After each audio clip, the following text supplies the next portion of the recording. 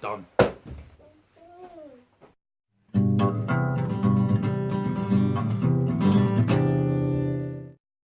You are going to have to forgive me, but I am about to eat an octopus. I absolutely love them, but gotta try it.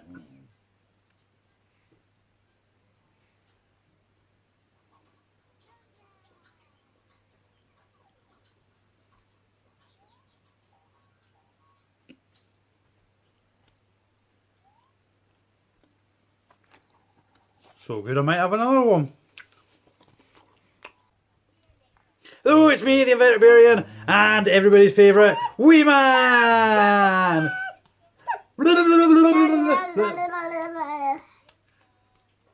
Okay, so in today's episode we do have some bad news. We're hoping off the back of that there might be some good news, but unfortunately there has been bad news. So, one of my ogre face spiders, the Dienopsis, has eaten the other one. Don't know why. As I say, it's not through any lack of food. There was food placed in before I went to my bed. I can only assume that one is perhaps stepped or triggered or somehow activated the other one's net, and it's caused it to instinctively wrap and attack it. I don't know for certain because obviously I was at work. I was not here to see it. But okay, so here is our cannibal up the back here, looking quite plump. I'm not going to lie, I don't actually know if this is Butterfingers or the other one anymore. If you recall, in one of my videos some time ago I mentioned there was good news I was holding on to, something of a sort of surprise. And that surprise was, in fact, that the netcaster had created an egg. Okay, so this is the egg sac here. What she has actually done is she has hung it by some silk and disguised it using a feather and some moss that was gathered from the ground. We do have a secondary egg sac that is down here. You can see it at the back there. Again, you can see what they've done with this one. They've actually lowered it down, placed it closer to the ground, and again used foliage and some moss to disguise it on the branch there. But this one up here is the one we are looking at. As I say, I have put a torch to this. It's looking fairly hollow, which is a bit disappointing. So what we're going to do is actually remove the sac, and we're going to open it up and see what's inside. So as mentioned, here is that egg. Now this is not like a normal spider egg whereby it's wrapped in silk. This is actually quite a tough, almost eggshell-like cocoon.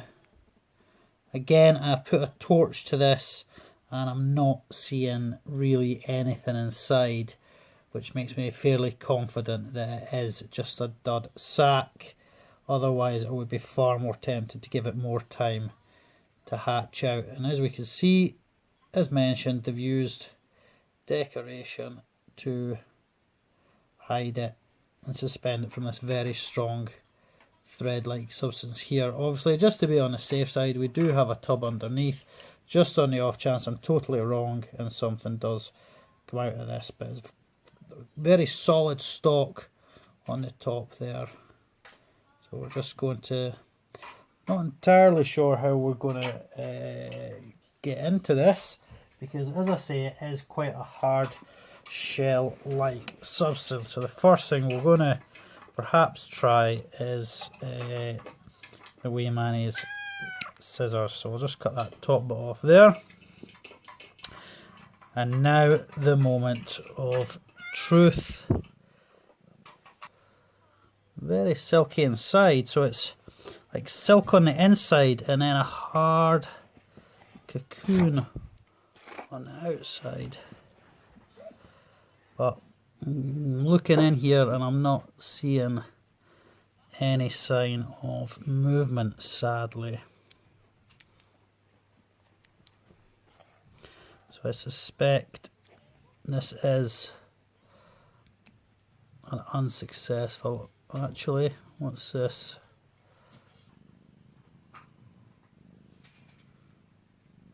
Don't know if any of you know what it feels like when you're trying to film something quite serious and you're actually a little bit upset or angry or whatever your emotion may be, and something unexpected can happen that can just flip your mood in an absolute instant.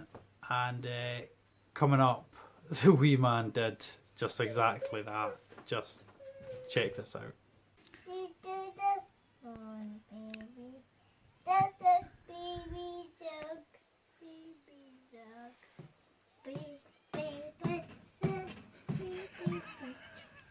Never heard him sing Baby Shark before. Okay, so there we can see inside the main cocoon would appear to be just a huge amount of sadly infertile eggs. There's been no development after nearly 3 months of gestation, so I think it's safe to say that this is indeed a dud egg sac. I think deep down inside I knew that was always going to be the case anyway, but there's always a part of you that holds out.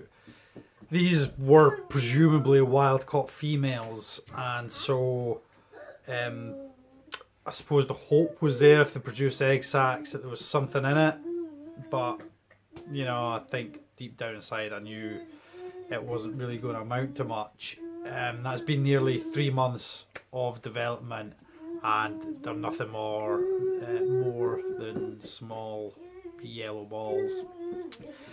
There is another egg sac. I can't say for certain if it was laid by the same female or not, so I guess all we can really do is wait another 3 months and see if anything comes of that one. But again, I'm not holding out any hope. The reason I say 3 months is I know somebody that is a breeder of them, has successfully bred them, has slings, and one of her sacs hatched out after 2.5 months, which was why I kind of knew that by now if there was going to be anything with them, they would be very nearly, if not ready to hatch out. So again, I kind of knew it wasn't going to go well. Added to the double sort of done, if you will, that one of the females devoured the other one. That's really peed me off, to say the least. Do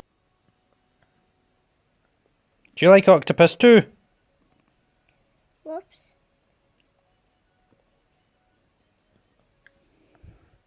Daddy's tummy. In Daddy's tummy.